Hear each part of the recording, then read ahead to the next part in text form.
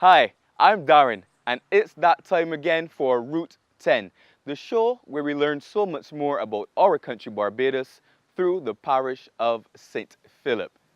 Vanessa could not be with us today, but we have a packed program for you. We meet another Philippine artist and a jeweler who has a love for unique headgear. Another true story from Scrappy, originated in St. Philip, and then we find out more about a youth development program. We are at the King George V Memorial Park, one of the two public parks in St. Philip. Here to tell us more about the King George Park is Addinton Forde, author of the St. Philip book. Mr. Forde, how old is King George V Memorial Park? Well, the park was opened in 1936, so that would make 80 years, 81 years. Yeah, we can do the maths, 2016. Yes. Right. How did the park come to being? How did it become King George V Memorial Park? The land, which is 19 acres, was donated to the people of Barbados by Major A.W. I don't know what the A.W. stands for, but A.W. Peebles, who was a retired army man from England. And he had owned Bailey's plantation at the time. Now, when we pass the park on Sundays or on bank holidays, we see the park filled with picnickers. And of course, I know there's queue in the community that was held here as well. Through your years of experience, what other activities and events you've seen here being hosted at the park? Well, a lot of things would have happened here. There used to be dances, and there used to be service or song. Another thing that used to happen here was the May Day celebrations. That continued until 1974 when the Labour College was built, and then everything was transferred there. We also had a proper event called the Bajan Culture Village. There would be the lanchet, there would be exhibition of all artifacts, and there would be, we did stick licking on the stage, we did warrior competition. The last thing that we did, it always culminated with a calypso time, and it was all free. Another activity that used to take place here was the mobile cinema. The Government Information Service bought a vehicle, and that was used to show film. One significant thing is that the very first time that the mobile cinema was shown in Barbados, it was shown right here in King George V Park. Thank you for sharing this information with us, Mr. Forde. King George V Memorial Park lends so much to the rich history we have as Barbadians. To get this and more information about our rich history, buy your copy of the St. Philip book, written by Addinton Forde. Stay tuned, more to come on Route 10.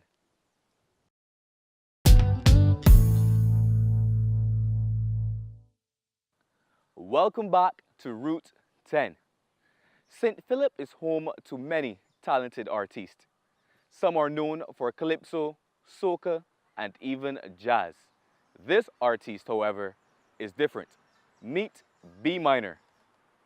I've lived in St. Philip for about my whole life. Let me be real. I used to live in Black Rock first with my mother because I went to St. Stephen's Primary. But then as soon as I got the chance, St. Philip. Always loved it, will always love it. I was brought up in the church, and I started singing in church. I was in the school choir at St. Stephen's, boys and in the school choir. Then my voice cracked, well, I said, finish with that. But, as you get older, things sometimes come back, and that's just what it did. I was involved in calypso before when I was in secondary school. I went in the junior monarch competition twice. Hip hop was my first love. And the music is different. It's like you have so much more artistry in hip hop. If your hut is weak, you gotta come hard in the verse. You gotta stretch the verse properly. The lyrics have to be on point. I mean, metaphors, similes, all of that. So to me, it's more creative way of doing music. I can rap about anything, but I like to do my raps organically, as in whatever I'm feeling at a point in time. I don't ever tell myself, well, I'm gonna write a song today. Hardly ever happens. Sometimes I rap about what's going on. Sometimes I rap about my feelings, my rough relationship with my father and stuff. Um, and sometimes to be honest, I get quite violent because, as I said, I feed off my emotions. I've just released a mixtape called Frustrated, and I'm hoping that this does something for me. Because let's look at Barbados right now, where the hip hop scene is. It's not as it should be, mainly because of a lot of mediocrity that's in it. And I need to fight through all of that mediocrity so that I am the shining light. Because let's face it, sometimes people sing and they're probably not good as someone else, but they're either trendsetter or they're known for something else, so they get a lot of fans or whatever. So in 2 years, I'm looking to actually be signed to a deal. I've got an opportunity to go to England and meet a music exec.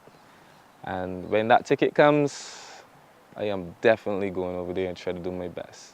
You can see me on YouTube. Go type in B minor, that's B-M-I-N-E-R. SoundCloud, same thing. You know, if you Instagram, it's B minor, and I always stay up to date with my Instagram to let my fans and stuff know what I'm doing, and that's basically like show them how my life is every day to day basis.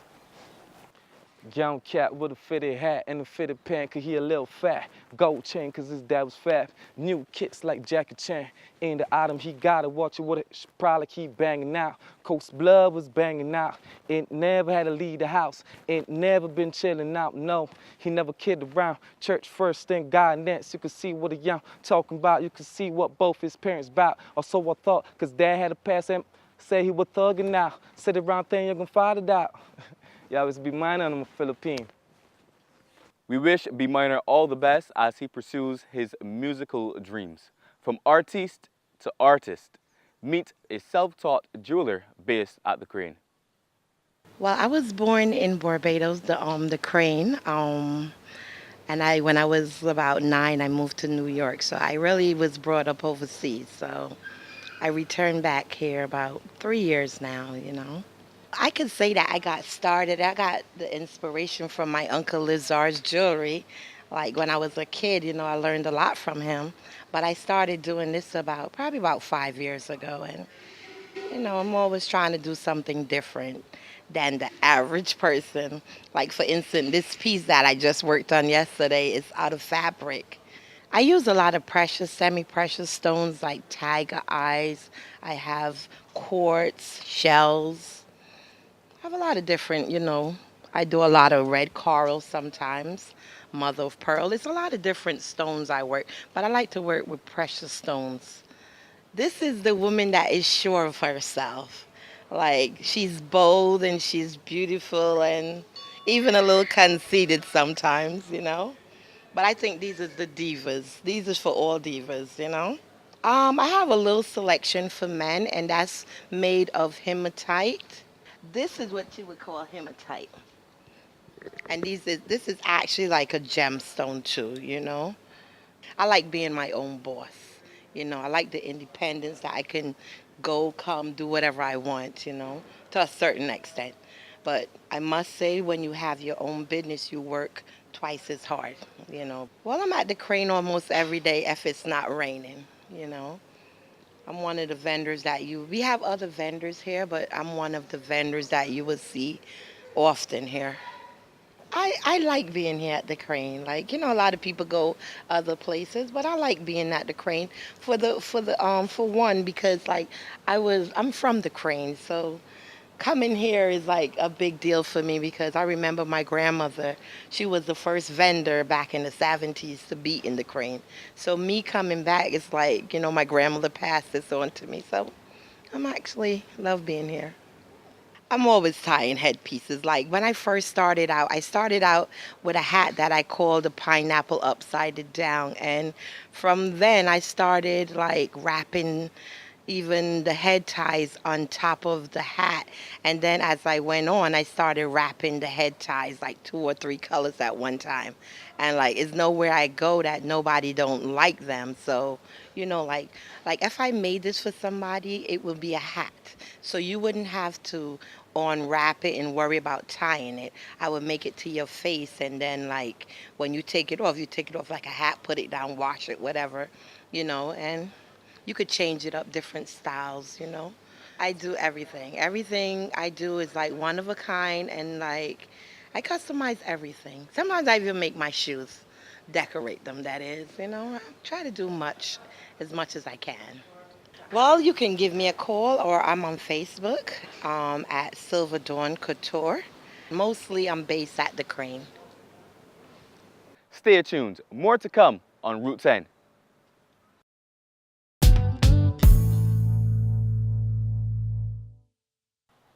Welcome back to Route 10. Here's a fun fact. Did you know that King George V was the father of Queen Elizabeth II, who was the sister of Princess Margaret? St. Philip has a rich heritage and history, and part of this rich heritage and history, of course, are these colorful stories, one of which can be found in the St. Philip book. These are true stories about ordinary and not so ordinary St. Philip folk, and all of these stories happened in the parish of St. Philip. The shortest marriage that ever occurred must have happened right here in Barbados sometime during the 1950s. This was not one of those marriages of convenience. No. It's not one of them marriages where, for example, an immigrant marries a citizen in order to obtain legal status. This was a real, true marriage. The bride had been living in Vineyard in St. Philip with her mother, while the groom resided with his aunt in St. Catherine's, also in St. Philip. Wedding bells rang one Saturday afternoon around 4 o'clock at St. Mark's Church. This is a little Anglican church situated on a cliff in St. John, overlooking the rugged Atlantic coastline. After the couple had solemnly promised to love and hold in sickness or health, good and bad until death should part them, and were duly pronounced man and wife, they came to the door of the church to settle a yet unresolved problem. Where was the reception of this wedding to be held? The groom, he wanted it to be held at his aunt's house in St. Catherine's, and she, the bride, wanted it to be held at her mother's house in Vineyard. The discussion turned into an argument, and tempers flared and voices were raised in the first and last argument of this marriage. Eventually the problem was solved. The bride and her party went to Vineyard for their reception. The bridegroom took his party to his aunt's in St. Catherine. But the bride and groom, they have never, ever lived together as man and wife. Yet another amazing story from Scrappy. Now we move along to Project Discovery, a group of young people doing amazing things. Project Discovery has 3 main objectives. One of them is to expose students in their pre-university years to different ways that they can use their skill set. Because there are a lot of people who are pursuing what we call brand name education. What we are trying to do is to get students to understand that, okay, you could have a strong desire to function in the accounting discipline or the accounting field, but you don't have to be an auditor. You can match that skill set to another skill set like engineering or design or something like that. You can now put that together in an entrepreneurial situation We believe that as a developing country with not a lot of what people call natural resources, that we have to be very strategic in how as people in the country use their skills, because that's the only thing that we really have to export. Approximately 200 students have passed through the program. For all throughout the region, it's probably close to 240, 250 students, but about 200 or so from Barbados. Some of the things that are closer to my heart are stories like the one about Rashid Thompson, who was a student who did not do particularly well at CXE, and he said he wanted to be an engineer. He came into our program the year that he left his secondary school. So we were able to guide him through the process of getting into university and transferring into St. Augustine and stuff like that. What we as an organization, Project Discovery, have agreed to do with the Ministry of Agriculture, is to build 2 devices. The first one is a biogas digester, which will be attached to a grill so that we can show people how to actually use the methane gas and stuff that is produced in the biogas digester. And the second one, we are building a solar dryer, which will be used to dry fruit like sorrel. You can dry onions with it. You can dry different leaves or petals that you might want to make into teas and stuff like that. And we are designing them so that they're modular, so that you can increase the size if your organization or if your company gets bigger. You don't have to buy a new dryer. We are designing it so that it can be expanded and it can increase as your business grows. If a young person wants to get in contact with us, or if a parent or some caregiver or some guardian or something wants to find out about how students can get involved or how young people can get involved, we have a website, www.projectdiscoveryinc.org, or they can send an email to project_discovery@yahoo.com. We also have a Facebook page that they can go on and stuff and see what's happening and different things like that. But the way to let us know that you are interested would be, the best way I would think, would be to use the email address. Drop us a line and we will get back in contact with you. We send out information to secondary schools all the time about the different projects that we are involved in. On Saturday, October 29th, author of the St. Philip book, G. Addinton Forde, held a book signing at Emerald City Supermarket. Buying a book gave you a chance to win several prizes. Here are our winners. Maria Brathwaite from Wellhouse St. Philip won a $100 voucher at Emerald City Supermarket. Eleanor Greenwich from Foursquare St. Philip won a dive for 2 with the Atlantis submarine. Hazel Gooding from 6 Road St. Philip won lunch and cruise for 2 with Tiami Catamaran. Barbara Taylor of Sealy Hall St. Philip won a tablet from Quartz. And Harriet Hunt from Curtains No. 2 St. Philip won the staycation at the Crane Resort. Congratulations to all of our winners. We've come to the end of our show. Here's a sneak peek of what's to come on Route 10. Sunbury Great House is an old historic sugar plantation house, well over 300 years old, built in the early 1660s by an Irish planter called Matthew Schapp. The Industry High School started in 1926, being the brainchild of Hilda Ashton Skeen. Remember to follow us on Facebook, Instagram, and Snapchat. To view this episode and previous episodes, subscribe to our YouTube channel. Until next week on Route 10.